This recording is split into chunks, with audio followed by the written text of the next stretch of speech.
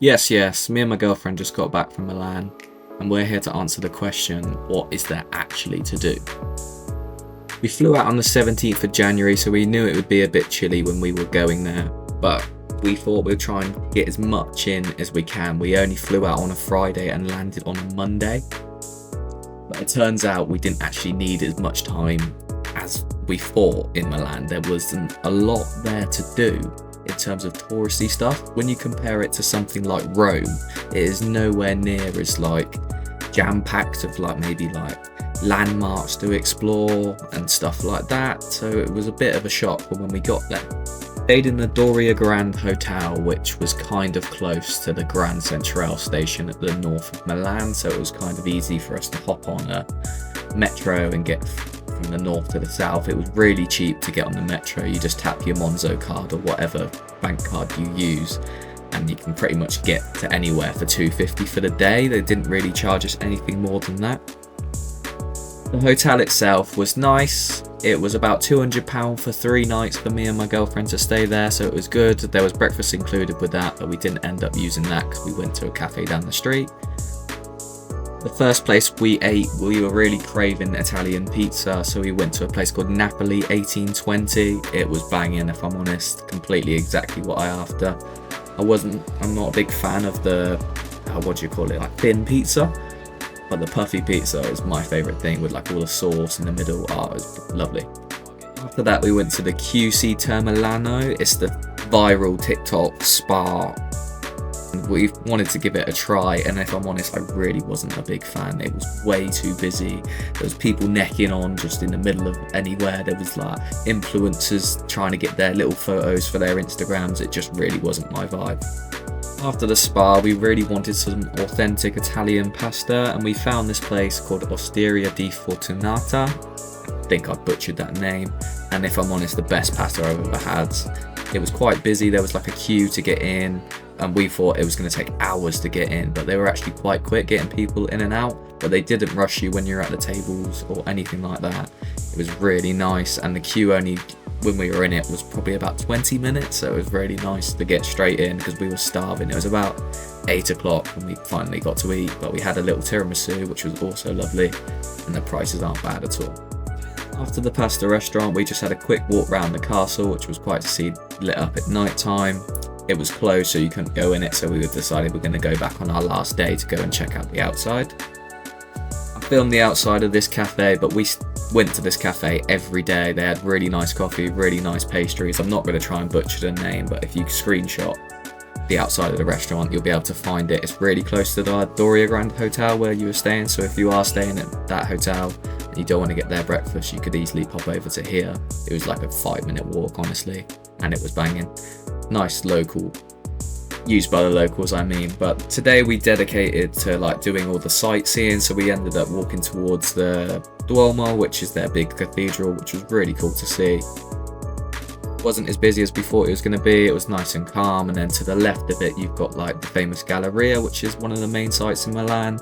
But after we walked around all of this, if I'm honest, we didn't really know what to do. We were looking on Google Maps and tourist locations and stuff to go and see if they had anything else for us to walk around, but if I'm honest, there wasn't.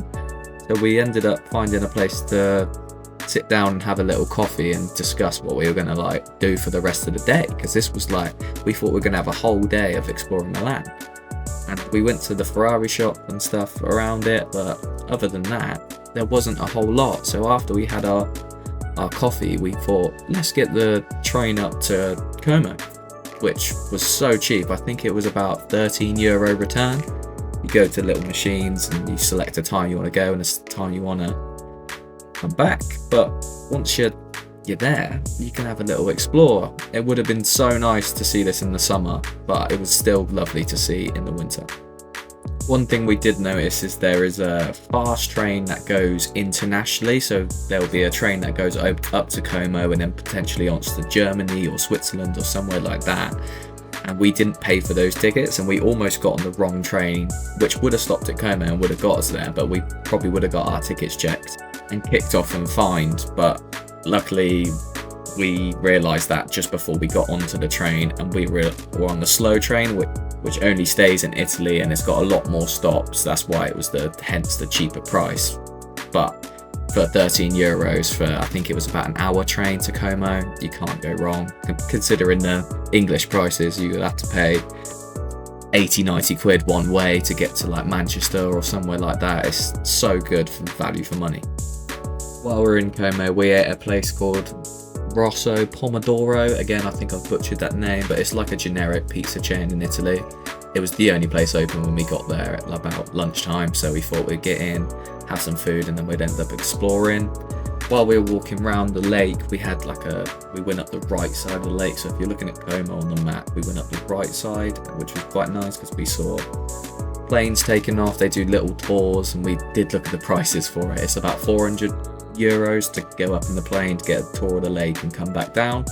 So if you're interested in that, that was around the prices. And after we walked up to the lake, got a coffee at one of the restaurants, and then walked back, and then we had a little explore of the town. We ended up in the cathedral, which was quite nice to get away from like the busyness of outside, just to have a little moment walking through. We done this when we went to Rome. Pretty much every church we saw, we ended up having a little exploring, which is good to see. All of like the architecture and all of the gold is so nice. It's so different to like English churches.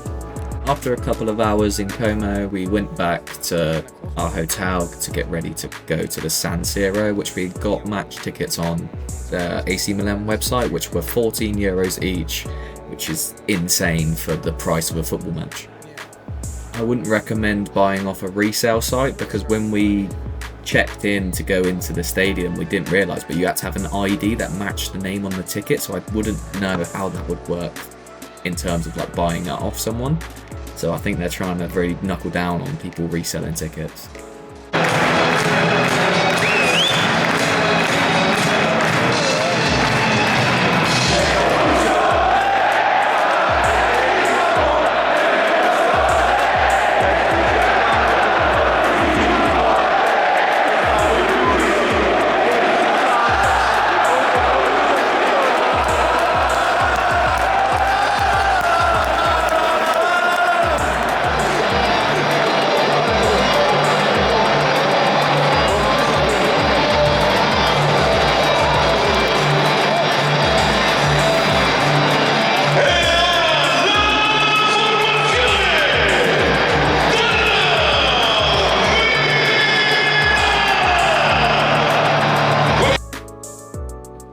Just had to let that play out there. That was so good, their little song they do before a game. It was really good atmosphere. It was only a 1-0 win in the end. It was carnage getting to the stadium for kickoff. Obviously you've got 60,000-70,000 fans going probably all on the same tube to the same destination, and it was the same full time, but definitely worth doing when you're in Milan.